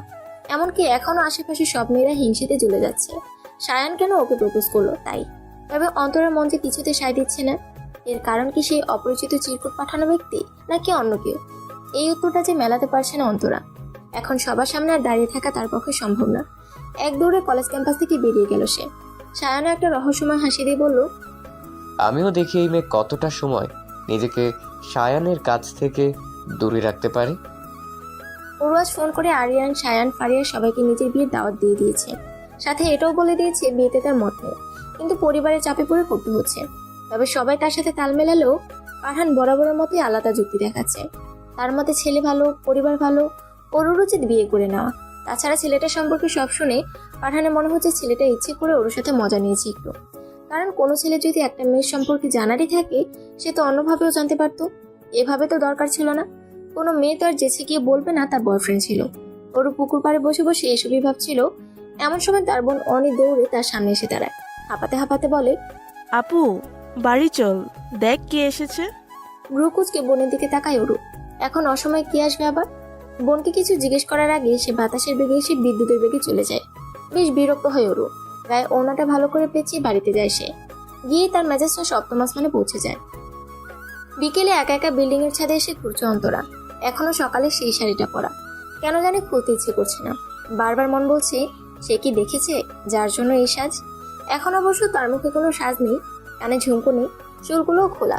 খুব সাধারণের মাঝেও বেশ মোহনীয় লাগছে তাকে। বাঙালি মেয়েদের আসলে শাড়িতেই মানায়। চঞ্চল স্বভাবের মেয়েটার মাঝেও যেন গম্ভীর ভাব চলে আসে শাড়ি পরলে। নিশ্চয়ই শাড়ি মেয়েদের সৌন্দর্যের এক অনন্য প্রতীক। এমন সময় জেরিনের ডাকে নিজেদের ফ্ল্যাটে ফেরত যায় অন্তরা। তার জন্য চিঠি এসেছে। একটা নীল খামে ভরা চিঠিটা খুলে পড়তে বুঝলো ওর আপু পাঠিয়েছে। নিজের বিয়ের দাওয়াত দিয়েছে। অন্তরার মাকেও নিয়ে যেতে বলেছে। জেরিন তো শুনে খুব খুশি। তবে অন্তরা ভাবছে মাকে কি করে মানাবে। রাতে খাবার টেবিলে বসে সবাই খাবার খাচ্ছে। পিনপর নীরবতা ঠেলে অন্তরা বলে উঠলো, মায়া। অন্তরার মা তার দিকে আর চোখে তাকায়। তার মেয়ে বরাবরই এমনভাবে ডাকে যখন তার অদ্ভুত কোনো শখ জাগে। এবার সেটা কি তাই দেখার বিষয়। ও মায়া। নাটক না করে কি চাই বল। মা, আমি তো ছোট থেকেই সিলেটে চা বাগান দেখার খুব শখ। সেখানে কত সুন্দর ঘোরাঘুরি করার জায়গা আছে। হ্যাঁ তো, তুই যখন ছোট ছিলি একবার নিয়েও তো গিয়েছিল তোর আব্বু। লোকে ঠিকই বলে মেয়ের বয়স হলেই বিয়ে দেওয়া উচিত। ভার্সিটিতে উঠতে না উঠেই পাখা গজিয়েছে। বাহ, কত উন্নতি। সেটা তো ছোটবেলায়। মা দেখো, সারা স্কুল আর কলেজ জীবন পার করেছি পড়াশোনা করে। ট্যুর লাভার হয়েও কোথাও ঘুরতে যাইনি। এখন তো ভার্সিটিতে উঠেছি, এখন একটু ঘুরতে যেতে দাও। জেরিন হঠাৎ খাবারের মাঝে বিষম খেলো। তার আবার কোন জন্মের খালা সিলেট থাকে সে নিজেই জানে না। তবে অন্তরার সাথে যে তার মায়ের হাত আছে এটা বেশ বুঝেছে সে। অন্তরার মা জেরিনের দিকে তাকিয়ে বলে, কি রে, তোর আবার কোন খালা সিলেট থাকে? আগে বলতি, আমি ওর আব্বুকেও অফিস ছুটি নিতে বলতাম, আমরাও যেতাম। জেরিন কিছুটা ঘাবড়ে গিয়ে বলতে থাকলো, না মানে আমার এক দুঃসম্পর্ক খালার মেয়ে হঠাৎ বিয়ে তো, তাই ইনভাইট করলো। ভাবলাম ওরকেও নিয়ে যাই। ওর তো গ্রাম এলাকা, পাহাড় জঙ্গল খুব পছন্দ তাই। কিন্তু আর কিছু বলতে পারে না অন্তরার মা। জবা ফোন করেছে, বাকিটা সে ঠিক ম্যানেজ করে নেবে। মাঝে মাঝে অন্তরা বেশ হিংসা হয় জেরিনের উপর। জেরিনের মা আজকালকার মডার্ন মানুষ, স্বাধীনতা দিতে জানে আর যথেষ্ট ফ্রি। খাওয়া শেষে জেরিন এখন থেকে গুছাতে লাগলো সবকিছু। অথচ ওরা যাবে আরো 2-3 দিন পর, ঠিক গায়ে হলুদের আগের দিন। তবে এই মেয়ের যেন তর এসেছে না। অন্তরা বারান্দায় গিয়ে সেই চিরকুটটা আবার পড়তে লাগলো। রাতের আকাশ দেখতে লাগলো। কল্পনার ছবি আঁকতে লাগলো সেই অপরিচিত ব্যক্তি। আর কানে হেডফোন লাগিয়ে গান শুনতে থাকলো। তবে এটা হয়তো তার অজান্তে যে তাকে এই মুহূর্তে কোনো এক ব্যক্তি খুব মনোযোগ সহকারে দেখছে, কিছুটা দূরের এক বিল্ডিং এর ছাদ হতে। রাতের আকাশটা আজ বেশ সুন্দর। পূর্ণিমার চাঁদ উঠেছে। চারপাশের গাছগাছালি বেশ সুন্দর লাগছে দেখতে। গ্রামের এক মেঠো পথ দিয়ে হেঁটে যাচ্ছে দুজন যুবক যুবতী। কারো মাঝে কোনো কথা নেই, ভয়াবহ নিস্তব্ধতা। হঠাৎ নীরবতা ভেঙে আহনাফি বলে উঠলো, একে একে ফিরতে ভয় করবে না তোমার? না। বলে আবার হাঁটা শুরু করলো উরু। আহনাফ বুঝেছে মেয়েটা অনেক বেশি জেদি। সারাদিনে একবারও প্রয়োজন ছাড়া সামনে আসেনি। কথা বলা তো দূরে থাক।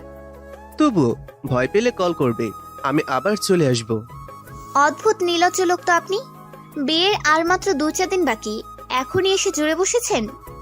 এত সুন্দর রূপবতী বউ থাকলে কার যেতে ইচ্ছে করে? ওর একটা তাচ্ছিলের হাসি হাসলো। আজকাল তো সুন্দর বলতে সবাই সাদা চামড়ার মেয়েদের বুঝে। সেই ক্ষেত্রে ওর কিছুটা পিছিয়েই আছে। আর এই লোক বলছে সে সুন্দর।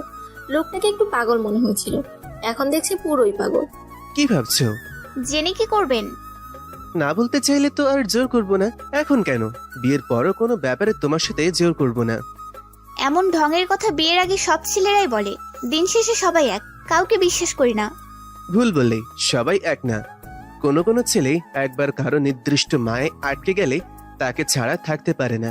আমি তার জলজ্যান্ত প্রমাণ। ওরও বড় বড় চোখ করে তাকালো। কি বললো লোকটা? আর কেই বা বোঝাতে চাইলো? মায়া আটকে গেছে? অন্য কাউকে পছন্দ করে নাকি? কেন জানি একটু জেলাস ফিল হচ্ছে ওর। তার হবু বর অন্য মেয়েকে পছন্দ করে? এসব ভাবতে ভাবতে মেইন রাস্তা অব্দি চলে আসলো ওরা।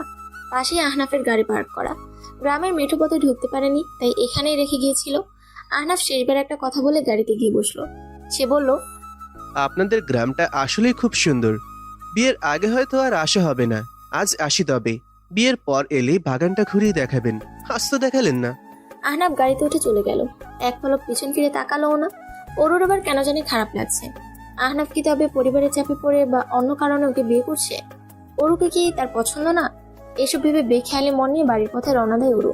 গ্রামের মেয়ে হয় রাত বিকেলে গ্রামের বাগানে হেঁটে গেল, ভয় জিনিসটা তেমন একটা ছুতে পারে না তাকে। আজ ভোর 5টার সময় উঠে রেডি হয়ে বসে আছে জেরিন, অথচ অন্য সময় সকাল 10টাও তার ঘুম ভাঙে না। এদিকে অন্তরা এখনো ব্যাগ গুছাচ্ছে, শীতের কিছু কাপড়ও নিয়ে নিল। আজ গেলে প্রায় 1 সপ্তাহ পর ফিরবে তারা। অন্তরা রওনা দিতে যাবে এমন সময় দরজা খুলে দেখে নিচে একটা ছোট বক্স রাখা। কৌতূহলবশত বক্সটা রুমে নিয়ে আসে। মা রান্নাঘরে কিছু খাবার প্যাক করে দিচ্ছে। যেতে যেতে রাত হয়ে যাবে যে। জেরিন অন্তরকে বলে উঠলো, আমার মনে হয় এটা সেই চিরকুটওয়ালা পাঠিয়েছে। অন্তরাও কিছু না বলে বক্সটা খুললো। পুরো 1 ডজন চুড়ি। অন্তরের মুখে বেশ বড় একটা হাসি ফুটে উঠলো। বিয়ে বাড়িতে লেহেঙ্গা শাড়ি এসবের সাথে চুড়ি না পরলে হয় নাকি? তবে তার চুড়ি নেই তেমন। এবার সেই অপূর্ণতাও যেন চুকিয়ে দিয়েছে সেই অজ্ঞাত ব্যক্তি। কিরে, কোন ভাবনায় ডুবে গেলি? সাথে কোন খামো আছে কিনা দেখতো। জেরিনের কথায় ভাবনা জগৎ থেকে বের হয় অন্তরা। চুড়িগুলো কাপড়ের সাথে নিয়ে নেয়। চুড়িগুলোর নিচে আসলে এবার একটা খাম ছিল, একটা নীল খাম। তার ভিতরে একটা সবুজ চিঠি, তার উপর সাদা ঝিকিমিকি কালি দিয়ে লেখা, মায়াবিনী, ইদানিং তোমার হাতে স্পর্শ পেতে খুব ইচ্ছে করে, তবে সব ইচ্ছে তো আর পূরণ হতে নেই। কিছু ইচ্ছে মনের গহনে লুকিয়ে রাখতে হয়। দেখেই না হয় দিলাম, খুব শীঘ্রই নিজের মনের কথাগুলো সামনাসামনি বলে দিব। তখন না হয় নিজের চুরি পরা হাত দিয়ে শক্ত করে আমার হাতটা ধরে নিও। কোনো কবি সাহিত্যিক তো আর আমি নই, তাই কবিতার ভাষায় নিজের মনের কথা বলতে পারবো না। শুধু তোমার কথা ভেবে মাঝে মাঝে গিটারে সুর তুলি।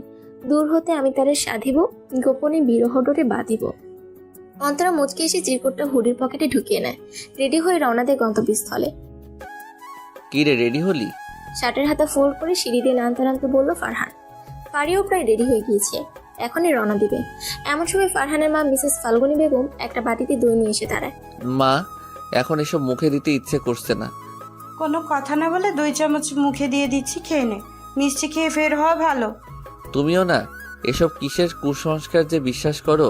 কি কুসংস্কার মনে হয় তোর এসব? এখন বের হবি তাই রাগ করলাম না, কিন্তু আরেকটা কথা মনে রাখ। কি বলেছিলাম রাতে, মনে আছে? হ্যাঁ মা, মনে আছে। তোমার যেই মেয়ের সাথে ইচ্ছে বিয়ে দিয়ে দাও। ছবিটা দেখলাম তো, পছন্দ হয়েছে। তুমি কি উত্তর শুনলে খুশি হবে? সেটাই ধরে নাও। তবে কিন্তু এই মেয়েটাই ফাইনাল, পরে কিন্তু কথা ঘুরাতে পারবি না। তোর পছন্দ থাকলে বল। ফারহান কিছুক্ষণ ভেবে একটা রহস্যময়ী হাসি দিয়ে বাড়ি থেকে বের হলো। ফারিয়া আগে থেকে গাড়িতে গিয়ে বসে আছে। ফাল্গুন একটা দীর্ঘশ্বাস ফেলে ভাবলো, ছেলেকে একটা ভালো মেয়ে এনে দিতে পারলে সে এবার শান্তিতে মুক্তি পাবে। বাসে বসে জানালায় হেলান দিয়ে আছে অন্তরা। জেরিন তার পাশের সিটে বসে ঘুমোচ্ছে। অন্তরার চোখে ঘুম নেই। দিন দিন সেই চিঠি পাঠানো লোকটা তার সব চিন্তা ভাবনা বিরাজ করছে। তার মনেও যে লোকটার জন্য কত কথা জমে আছে, তবে সে যে জানে না মানুষটা কি, কোথায় তার ঠিকানা। চিঠির উত্তরগুলো যে জমে জমে পাহাড় তৈরি করে ফেলেছে। এমন সময় দৃষ্টি যায় ফোনের স্ক্রিনের দিকে। বিকেল হয়ে গিয়েছে, যেতে যেতে রাত হয়ে যাবে হয়তো। ওখানে কি কেউ ওদের রিসিভ করতে আসবে, নাকি দাঁড়িয়ে থাকতে হবে? ফোন নম্বরটা সত্যিই নিয়ে রাখা উচিত ছিল। সন্ধ্যা নেমে চারদিকে আধার ছেয়ে গেছে। গ্রামে একটা বাস স্ট্যান্ডে দাঁড়িয়ে আছে জেরিন ও অন্তরা। ঘড়ির দিকে তাকিয়ে দেখে কিছুটা দেরিতেই পৌঁছেছে তারা। অন্তরা আবার ভালো করে কয়েকজনকে জায়গার নামটা জিজ্ঞেস করলো। হ্যাঁ, এটাই তো, কিন্তু এখন কি করবে? সব সময় সব ঝামেলায় কি আমাকেই ফেলবি? ক্লান্ত কণ্ঠে বাস থেকে নামতে নামতে ফোনে বলল সায়ান। ওরও সাথে সাথে জবাব দিল, আরে ওই দিন তো নিজে থেকে ওকে বাসায় দিয়ে আসতে চাইলি, আর আজকে নিয়ে আসতে পারবি না? কিছুটা আশ্চর্য হয়ে সায়ান বলল, মানে তুই আমাকে আসলে কাকে রিসিভ করতে বলছিস? অন্তরাদেরকে। ওর জবাব শুনে মুখে হাসি ফুটলো সায়ানের। আগে জানলে হয়তো এত মানা করতো না সায়ান।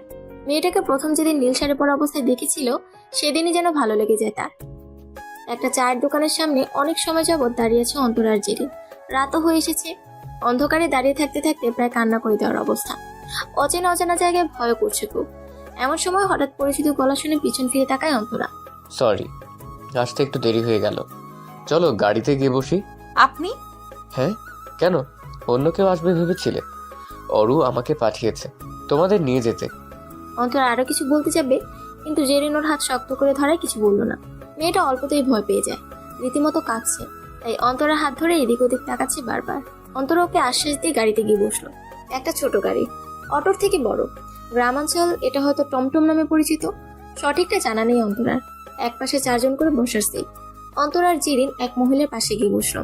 সায়ান অপর পাশে এক পিচি ছেলের সাথে বসে আড্ডা দিতে লাগলো। নাম কি তোমার? আবুল। এত রাতে কোথায় গিয়েছিলে? সামনে আমার বাবার চায়ের দোকান, শীতের রাতে চা বিক্রি হয়, তাই গায়ের দুধ দিতে গিয়েছিলাম। বাহ, তোমার কথা বলার ধরন তো একদম শহরের মানুষের মতো।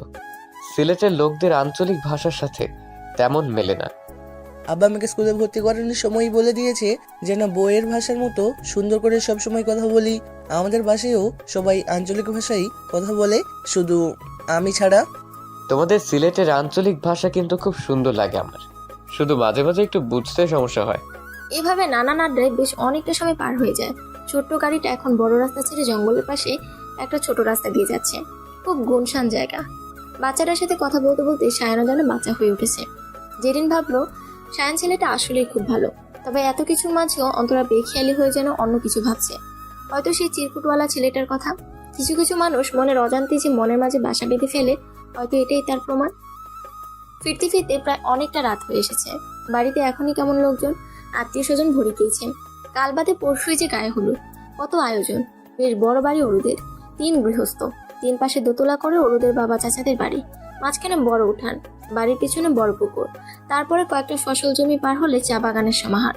তবে কোনো কিছুই ঘুরে দেখা হবে না এখন। সবাই আস্তে আস্তে যে রাত হয়ে গিয়েছে, সবাই খুব ক্লান্ত। অন্তরা আর জেরিনকে থাকার জন্য একটা রুম দেওয়া হয়েছে, সাথে ফারিয়াও থাকবে। ফারিয়া তো অন্তরাদের দেখে খুব খুশি। আড্ডা দেওয়ার জন্য আর ঘোরার জন্য সাথে পেয়ে গিয়েছে বলে কথা। অন্তরাদের দোতলা একটা রুমে থাকতে দেওয়া হয়েছে। জানালাটা খুললে বাড়ির বড় উঠান দেখা যায়। এত রাতেও যেন বিকেলের মতো সব লোকজন দিয়ে ভরা। অনুষ্ঠান বাড়িতে এমনই হয়, রাতেও বাচ্চা কাচ্চাদের চিল্লাচিল্লি কম হয় না। না জানি আজ সকালে কার মুখ দেখে ঘুম থেকে উঠেছিলাম।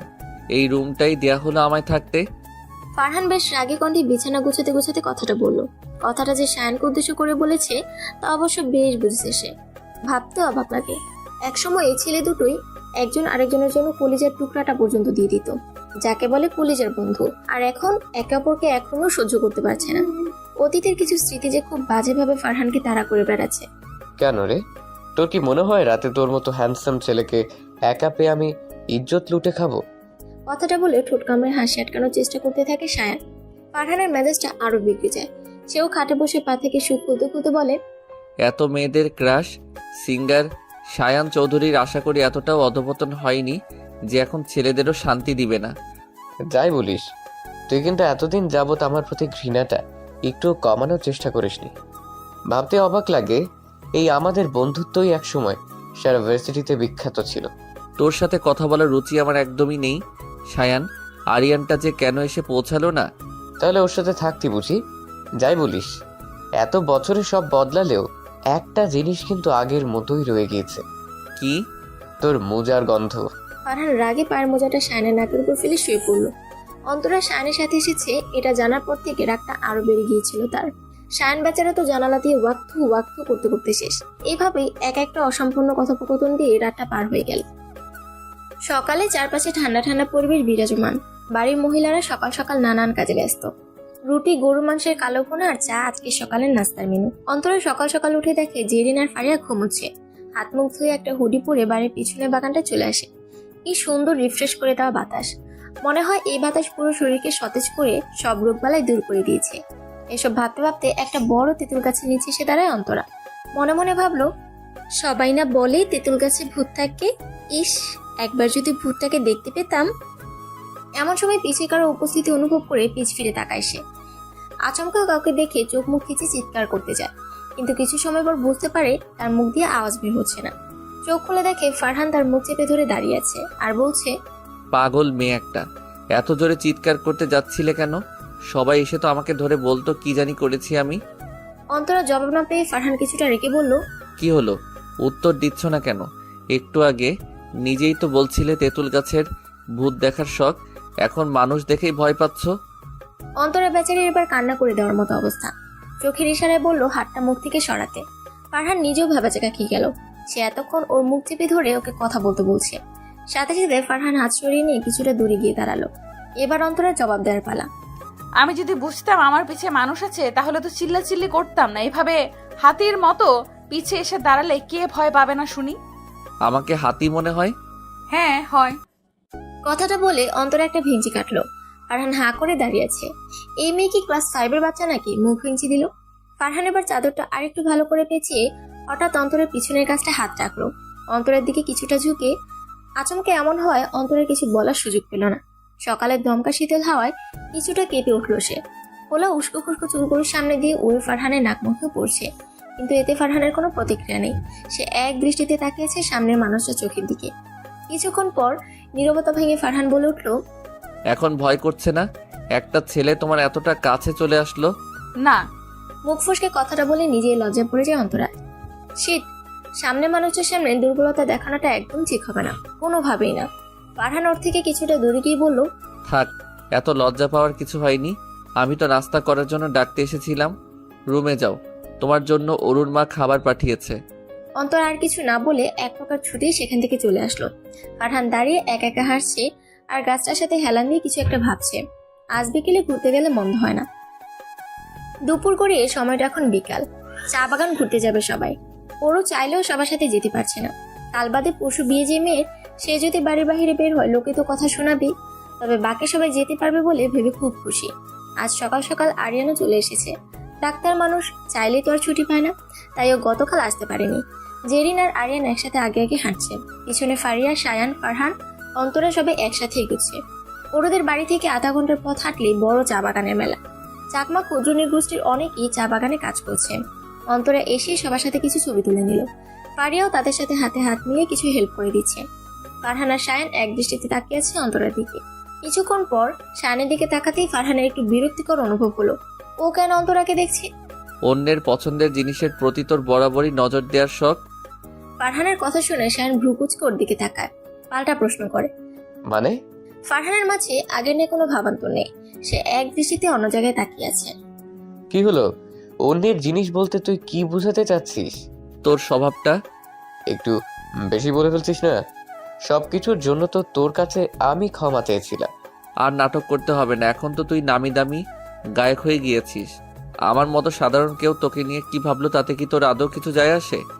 ফারহান তার কথা শেষ করে সেখান থেকে অন্যত্র চলে গেল। সায়ান অনেকটা সময় চুপ করে ওর যাওয়ার দিকে তাকিয়ে রইল আর মনে মনে ভাবলো, এই ছেলেটা সবসময় ওকে ভুলই বুঝে যাবে।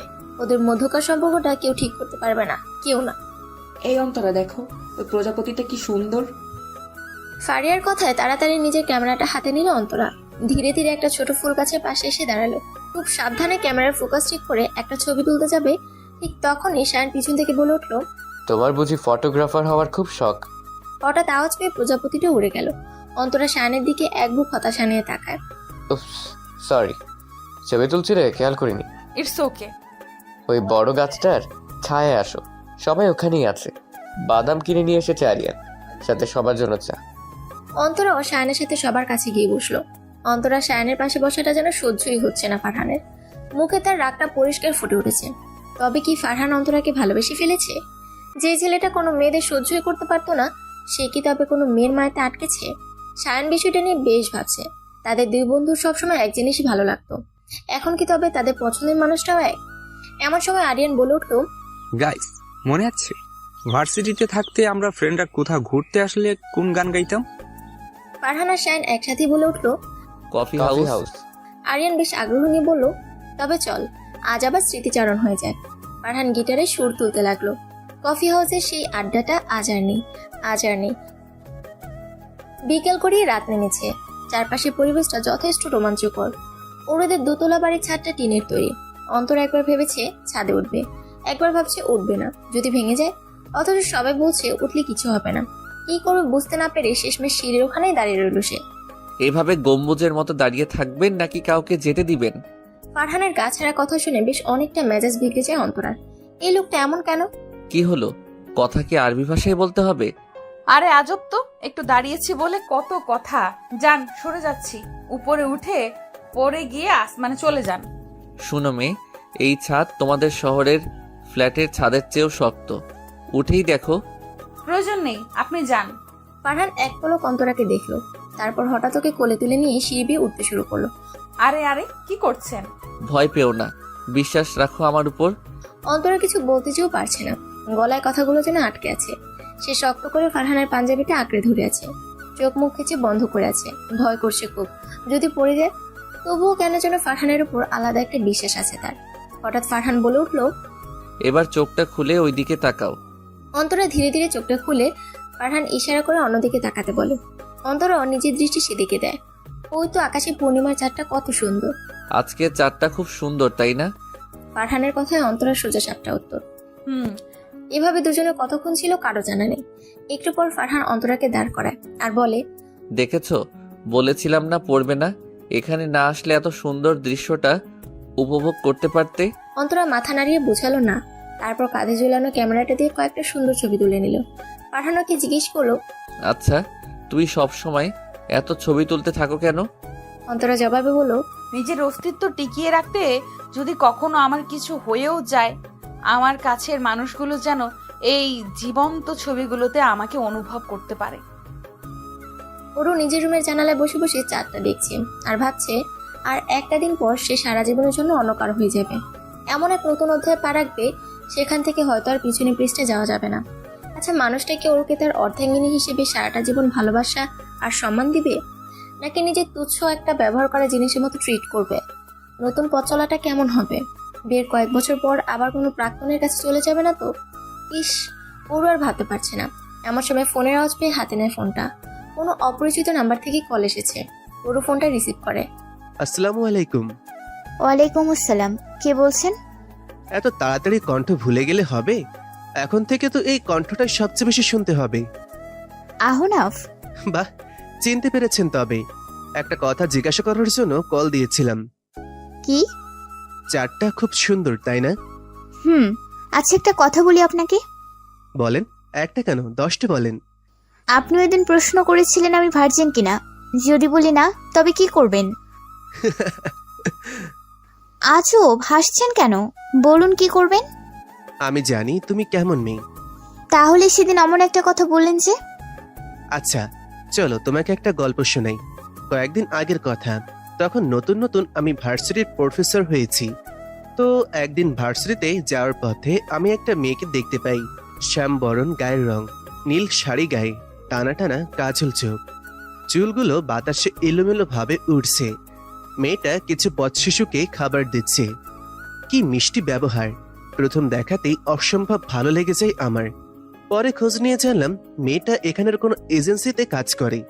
কখন যে ধীরে ধীরে ভালো লাগাটা ভালোবাসার রূপ নিল আসলেই বুঝতে পারিনি।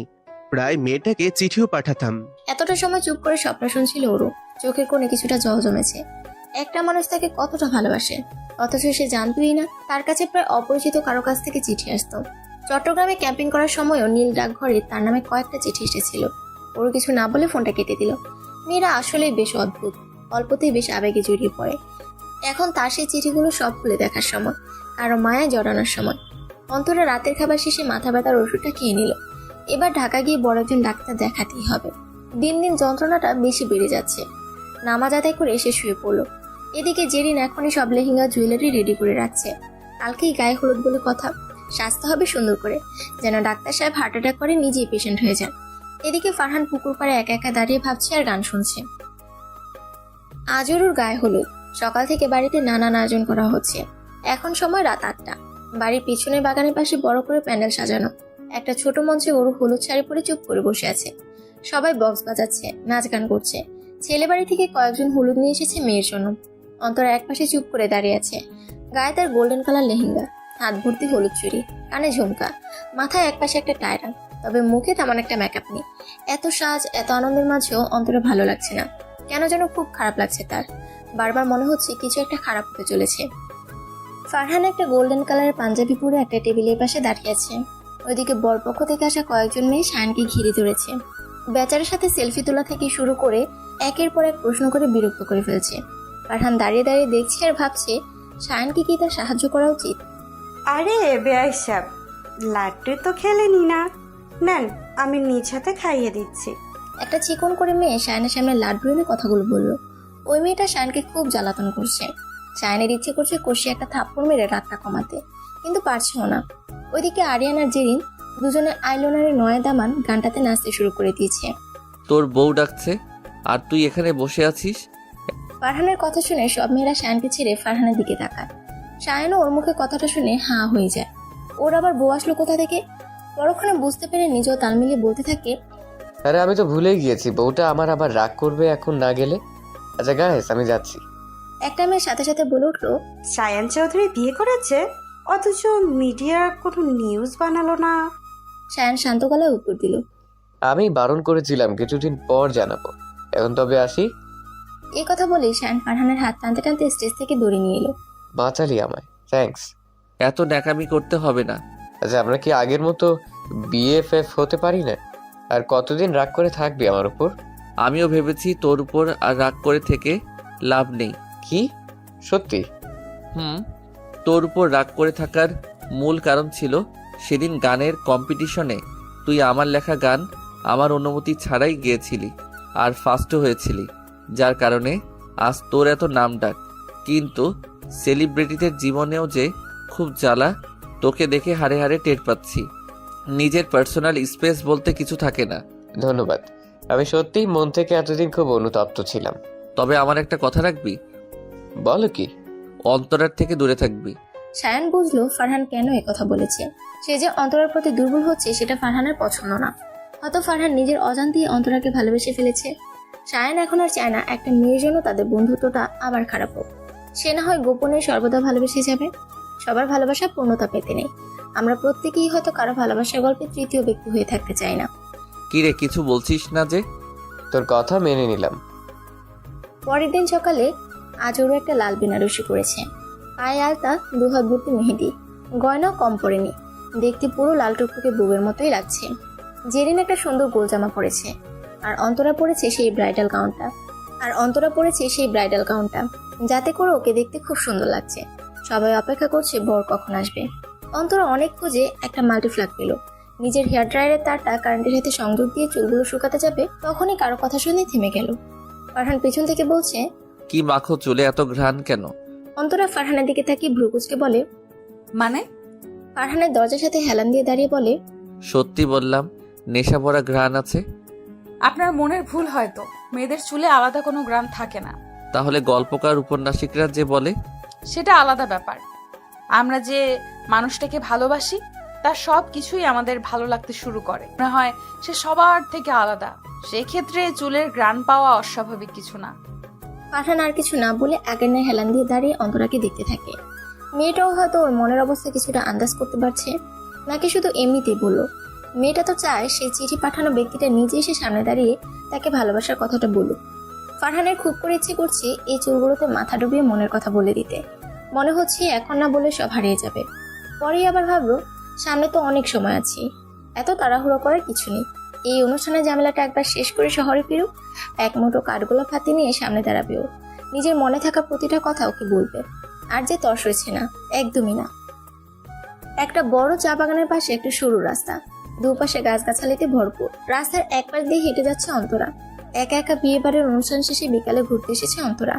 একটু আগে ওরও তার হবু বর আহনাফকে বিয়ে করে শ্বশুর বাড়ির উদ্দেশ্যে রওনা দিয়েছে। বিয়ে বাড়িতে আত্মীয় স্বজনের সে কি আহাজারি, এত লোকের মাঝেও কেন যেন কোনো কিছু ভালো লাগছে না অন্তরার। গতকাল একটা বাজে স্বপ্ন দেখেছে সে, তার মৃত দাদি একটা পাঞ্জাবিতে লাল রঙের পানির ছিটে দিচ্ছে। অন্তরা ভালো করে খেয়াল করে দেখে পাঞ্জাবিটা ফারহানের, এরপর লাফ দিয়ে ঘুম থেকে উঠে যায়। কত বাজে একটা স্বপ্ন। এই স্বপ্নের মানে অন্তরার জানা নেই, তবে সে জানে নীল ডাকঘরের সামনে প্রথম দেখা এই ছেলেটাকে সে হারাতে পারবে না, একদমই না। কার কথা ভাবছো? হঠাৎ কারো কণ্ঠ পেয়ে পিছন ফিরে তাকায় অন্তরা। কিছুটা দূরে ফারহান পকেটে হাত ঢুকিয়ে দাঁড়িয়ে আছে সাদা শার্ট পরে। এই রঙের ছেলেটাকে একটু বেশিই মানায়। অন্তরা একটা আজব প্রশ্ন করে বসে ফারহানকে বলে, আচ্ছা বলুন তো, সাগর আর আকাশের মাঝে কোনটা বড়?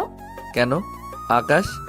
অন্তরা হাসতে হাসতে বলে, ভুল বললেন মিস্টার চিঠি পাঠানো মশাই, সাগরই বড়। ফারহান ওর কথা শুনে কিছুটা অবাক হয়। অন্তরা কি তবে বুঝে গিয়েছে চিঠিগুলো ফারহানের দেয়া? ফারহান কথা বলতে বলতে তার দিকে এগোচ্ছে। ফারহান অন্তরাকে জড়িয়ে ধরতেই অন্তরা লাজুক মুখটা ফারহানের বুকে গুজে দিল। ফারহান অন্তরাকে বুকে নিয়ে বলল, অসম্ভব ভালোবাসি তোমাকে। সমাপ্ত। এই যে ভাইরা আপুরা কোথায় যেতেছেন?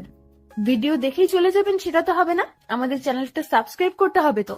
তাড়াতাড়ি আমাদের চ্যানেলটা সাবস্ক্রাইব করুন আর নেক্সট পার্টের জন্য অপেক্ষা করুন।